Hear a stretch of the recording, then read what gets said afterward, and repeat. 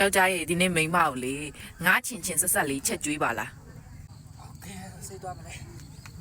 သူများပတ်တွေတော့မတီးတော့ငါတို့ဘက်မှာတော့ရေမရှိုးနိုင်တဲ့အနေအထားကိုရောက်နေပြီပေါ့နော်တစ်ချက်ရှိုးလိုက်အောင်ရသည်ဥတုကိုလည်းပဲတော်ဟိုးအပွေးကဟာလည်းမမြင်တော့ကမမြင်လမ်းမမြင်နေဖြစ်ကုန်ပြီဆေးရောက်ပြီဆိုတော့ဆိုင်ကယ်အပ်မယ်အပ်ပြီးတော့ပတ်မွေးမယ်ရွာမှာဆိုတော့တီးတဲ့အတိုင်းပဲအတီးရွက်တွေကတော့တော်တော်လေးကိုစုံနေစီးလဲတော်တော်ပေါ်တဲ့အပြင်ဘက်မှာရှောက်ကြည့်မယ်တွေးတော့အထဲမှာပြန်လာမယ်အထဲဘက်မှာလာတော့တွေးတော့ပြီးငါးချက်စားမယ်ဆိုတော့ငါးဝယ်မယ်ရှိတဲ့ငါးပဲဝယ်ရမယ်ကြီးတဲ့ငါးမရှိတော့ငါးသေးပဲဝယ်ပြီးပြန်ခဲ့တယ်တော့အပိုင်းခုတ်ထားတဲ့ငါးတွေကိုစားအရှုံမုံစနွန်းထည့်ပြီးတော့နေမယ်ဒီနေရာမှာအရသာမုံကြိုက်ရင်အရသာမုံလည်းထည့်လို့ရပါတယ်ကျမမကြိုက်လို့မထည့်ဘူးပေါ့စီတွေပူလာပြီးဆိုရင်ခဏကထောင်းထားတဲ့ငရုတ်ဒီကြက်သွန်ဖြူ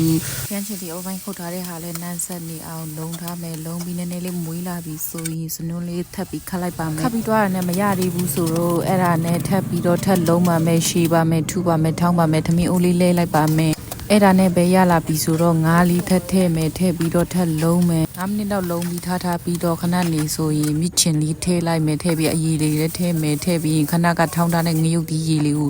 ခုတ်ထဲကနေကျင်းလိုက်ပါမယ်နေရာမှာငပိကြိုက်တဲ့သူငပိထည့်လို့ရတယ်နော်ကျမကတော့မကြိုက်လို့မထည့်တော့ဘူးအုပ်ထားပြီးတော့ကြက်ရင်ချရင်အမွေးလေးထည့်လို့ရအောင်ဆိုပြီးတော့ကျမစိုက်ထားတဲ့အမွေးအမြင်လေးတွေကောက်ပါတယ်ရှနာပီနီကတော့တီးသေးတယ်ဒါပေမဲ့ကြိုက်လို့ထည့်လိုက်ပါပြီဒီနေထားလေးရောက်ပြီဆိုရင်ကျမကဟင်းရည်များများနဲ့တောက်ချင်တာမလို့ဟင်းရည်လေးထပ်ထည့်ပါမယ်ပြီးရင်ဘာလို့လဲဆိုပြီးအမောအငံကိုရုပ်ချောချောလေးနဲ့မီးလိုက်ပါတယ်လူလေးတွေတဲ့တော်ဆိုင်ချမုတ်ထည့်ပြီးအမွေးလေးအမြင်လေးခတ်ထည့်ပြီးရင်သမင်းစားတော့မယ်ပဝင်ပစ္စည်းနည်းနည်းလေးနဲ့လူတိုင်းချက်စားလို့ရတဲ့ဟင်းလေးဖြစ်တယ်လှုပ်စားချီတော့အရန်စားကောင်းတဲ့ချင်းစီဆက်ဆက်နဲ့သမင်း9ပကံလောက်စားဝင်တဲ့ဟင်းပဲဖြစ်တယ်ဟင်းတစ်မျိုးတည်းမဲ့သမင်းဝိုင်းမှာပွဲသိမ့်စီရမယ်လို့အမခံနဲ့ကျမယောက်ျားဆိုမျိုးဆိုနေပါပြီ